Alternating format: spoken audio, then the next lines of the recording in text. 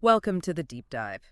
Today we're plunging into a subject that, well, it just keeps hold of our attention, doesn't it? The assassination of President John F. Kennedy. It really does. And we've got quite a mix of sources to look at Wikipedia pages covering the event itself and all those conspiracy theories. Right, plus a Gallup poll on what Americans actually think, a biography on Lee Harvey Oswald, even an account from Nellie Connolly, who was right there in the car. And we also have context on the whole 1960s political climate, which is, crucial for understanding the backdrop. Absolutely. What's striking looking at all this is just how much mystery still surrounds it. Decades later, investigations, countless books, still no single story everyone agrees on. It really speaks to the sheer complexity of it all, and maybe our human need for clear answers, which aren't always there. Exactly. So our mission for this deep dive is to try and navigate these different viewpoints, pull out the really key information. Kind of get a clearer picture of the events, the investigations, the debates that are still going on, Right. without getting totally swamped by every tiny detail. Yeah, we're looking for those surprising facts, the different angles that maybe shed some new light. Okay, so let's set the scene. November 22nd, 1963, Dallas. Kennedy's visit, yeah. The sources detail this planned 10-mile motorcade route.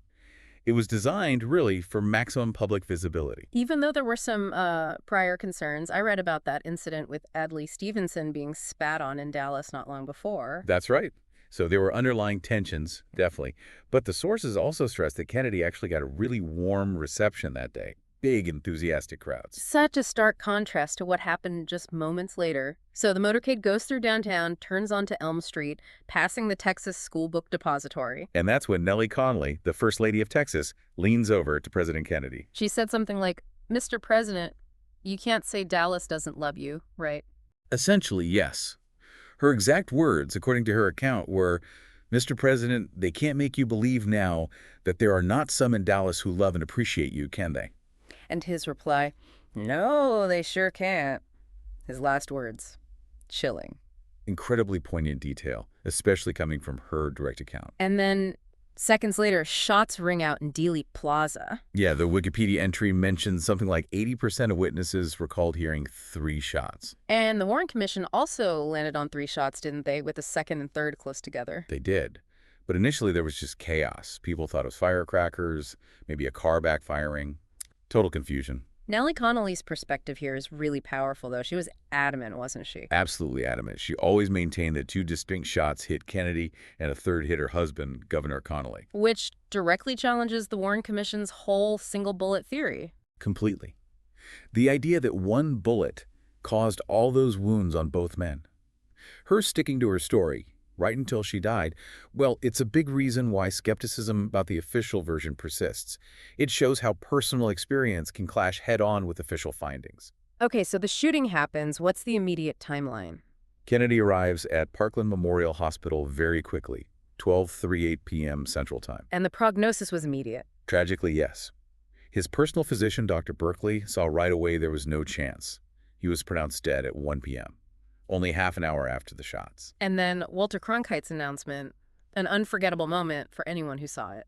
The tension in those next couple of hours must have been immense. The Secret Service were, understandably, worried about a bigger plot. They wanted Johnson out of Dallas immediately. They did.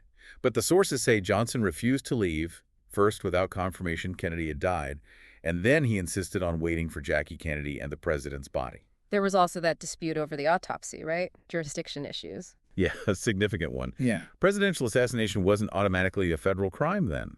The Dallas Medical Examiner argued Texas law meant he had to do the autopsy there. Led to a tense standoff, apparently, before Kennedy's aides got the coffin onto Air Force One. And then that iconic somber image, 2:38 p.m., LBJ taking the oath of office on the plane, Jackie Kennedy right there beside him, still in her blood-stained suit, before flying back to D.C. Just an unbelievable convergence of personal grief and the instantaneous transfer of power. Okay, let's move into the investigations that followed. The autopsy itself seems like a major point of contention. It really is. It was done at Bethesda Naval Hospital because Kennedy had served in the Navy. But it was rushed. That's what several accounts suggest, yeah.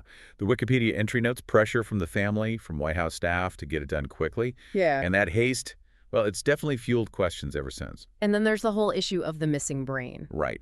Removed for examination, standard procedure, but then discovered missing years later when materials were transferred to the National Archives. Which, for conspiracy theorists, sounds like. Exactly. They argue it might have shown evidence of a shot from the front, supporting the grassy knoll idea. But there's another explanation. The House Select Committee on Assassinations, the HSCA, they concluded Robert Kennedy's aide probably removed it, maybe to prevent it being, morbidly displayed, or perhaps to hide details about JFK's health issues, the medications he was on. And some x-rays and photos went missing too. Some did, yes, which just adds another layer of difficulty in trying to piece everything together definitively. So the first big official investigation was the Warren Commission, 1964. 10 months they took. And their conclusion was pretty clear-cut. Lee Harvey Oswald acted alone. No conspiracy involving him or Jack Ruby. Jack Ruby, who had already murdered Oswald just 2 days after Kennedy died. Precisely. Which, of course, immediately made people suspicious, silencing the only accused person. But the Warren report wasn't the end of it. Jim Garrison in New Orleans had other ideas. He did. His investigation led to the trial of Clay Shaw, a local businessman between 67 and 69. The only criminal trial ever held for the assassination itself. That's right. Garrison alleged this complex CIA conspiracy involving Shaw, Oswald, David Ferrie. But Shaw was acquitted. Garrison used the Zapruder film in court, though, didn't he? Focusing on the head movement. Famously so, arguing that backward snap proved a shot from the front, from the grassy knoll. Though later commissions offered other explanations for that motion, like a neuromuscular reaction, according to the Rockefeller Commission. So other commissions, like Rockefeller and the Church Committee, they mostly agreed with Warren, lone gunman. Generally, yes. But then came the House Select Committee on Assassinations, the HSCA, in 1979. And they threw a curveball. How so? They concluded Kennedy was likely killed as a result of a conspiracy. They even said there was a high probability of 2 gunmen. Wow. Based on what? This is where it gets tricky. It was largely based on analyzing a police dictabelt recording from the day. Acoustic evidence. But that evidence held up. Well, no, not according to the Justice Department later, or a National Academy of Sciences panel. They basically said the analysis was seriously flawed, that the sounds indicating extra shots were likely recorded after the assassination. So the HSCA's conspiracy finding rests on shaky ground. According to those subsequent reviews, yes. Yeah. Although, even that debunking has been challenged by some other audio analyses suggesting maybe a grassy knoll shot. It just keeps going back and forth. The evidence itself is debated. Okay, let's focus on Lee Harvey Oswald for a bit, the man at the center of the official story. What do we know about him? The biography paints him as a former Marine, someone who defected to the Soviet Union for a while, then came back to the U.S. with his Russian wife and family. And after the assassination, charged with killing Kennedy and Officer J.D. Tippit. But he denied it all, vehemently. He claimed those infamous backyard photos of him holding the rifle were fakes, that his head was pasted onto someone else's body. But his wife, Marina? She testified she took the photos. So direct contradiction there. And then, 2 days later, Jack Ruby shoots him dead. On live television, practically. Which just poured gasoline on the conspiracy fire.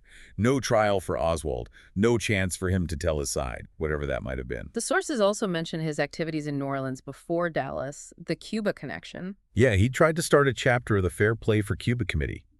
Handed out pro-Castro leaflets. And one leaflet had that address, 544 Camp Street. Right. Which is interesting because that same building housed an anti-Castro group, the Cuban Revolutionary Council.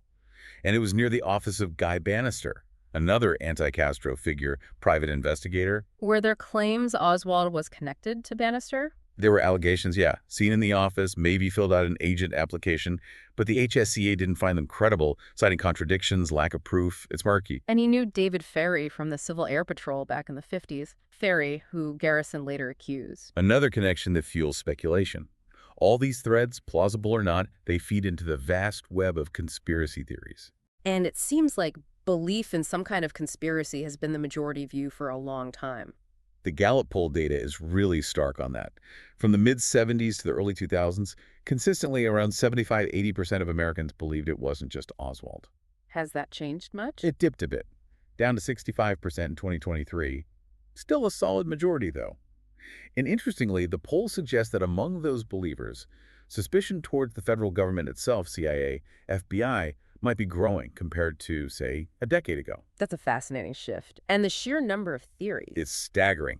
The Wikipedia entry lists potential culprits from the mafia, the military-industrial complex, LBJ, Castro, the KGB. I mean, one estimate counts 42 groups, 82 assassins, over 200 people accused in various scenarios. It's kind of wild. You hear about the three tramps found near Dealey Plaza. Oh yeah, that's a classic one. Photos of these unidentified guys arrested shortly after. Theories flew that they were CIA figures like E. Howard Hunt or Frank Sturgis, often debunked but persistent. And critics of the Warren Report often point to things within the report itself, right? Definitely. They cite inconsistencies, changes allegedly made to witness statements, the basic conflict of interest in having the FBI and CIA investigate themselves, essentially. And that Zapruder film head snap keeps coming up. It's probably the single most debated piece of visual evidence. Proof of a shot from the front, for many. Even though official bodies offered alternative explanations, neuromuscular reaction, brain matter ejection, the visual is just powerful. Questions about the Secret Service protection, too. Why didn't they seem to react faster or cover the president? That's another perennial question. Some accounts say Kennedy preferred less intrusive security. Others dispute that. There were even alleged statements from agents beforehand about not wanting to protect him, though those are highly controversial. And didn't some records get destroyed? Secret Service Protective Survey reports, yeah. Yeah. Destroyed in 1995, which, again, doesn't help dispel suspicion for those already inclined to believe in a cover-up. It's amazing the range of people who've weighed in. You have Jim Garrison, Oliver Stone, even Oswald's wife Marina eventually came to believe in a conspiracy. And on the other side, strong defenders of the lone gunman theory like Gerald Posner, Vincent Bugliosi, even Governor Connolly and Nellie, while not buying the single bullet theory, didn't necessarily subscribe to a wider plot, just that the official shot sequence was wrong. So much disagreement. And all this happened in a really specific moment in time, the early 1960s. Absolutely crucial context. The Cold War, nuclear anxiety just after the Cuban Missile Crisis, the Civil Rights Movement causing huge upheaval and backlash. The rise of counterculture, it was a really volatile, polarized time, a sense of instability. That overview source we looked at really paints that picture. It wasn't a calm period by any stretch. And the assassination itself had massive political consequences. Huge.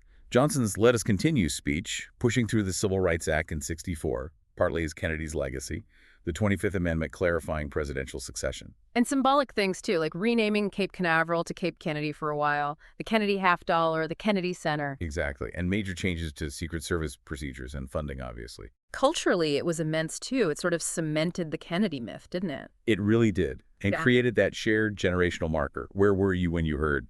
Like Pearl Harbor or 9/11 later on. And it's echoed through culture ever since films like Stone's JFK, books like Libra, or 11263, even music like Dylan's recent long song about it. Murder Most Foul, yeah.